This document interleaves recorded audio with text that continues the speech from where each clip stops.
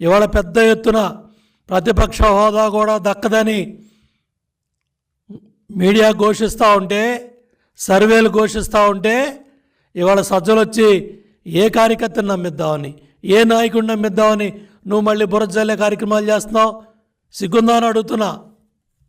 అపధర్మ ముఖ్యమంత్రి మీరు, 5 ఏళ్ళు ప్రభుత్వం పరిపాలన చేసింది మీరు, చీఫ్ సెక్రటరీ మీరు పెట్టుకున్న వ్యక్తే, మీకు అనుసరణలోనే వ్యవస్థలన్నీ నడుస్తున్నాయి. ఇవాళ చీఫ్ సెక్రటరీయే మొత్తం పోలింగ్ స్టాఫ్ దగ్గర నుంచి ఎక్కడెక్కడ ఏ అధికారం ఉండాలో రాజేంద్రనాథ్ డీజీపీగా ఉన్నప్పుడే నియామకాలన్నీ జరిగాయి. ఇవాళ ఈసీ మీద బురజల్లాలనో, తెలుగుదేశం పార్టీ మీద బురజల్లాలనో, ఎన్డీఏ కాటు మీద బురజల్లాలనో, కేంద్రం మీద బురజల్లాలనో ఇవాళ సజ్జల ఎత్తిపోయే మాటలు మాట్లాడుతూ ఉన్నాడు.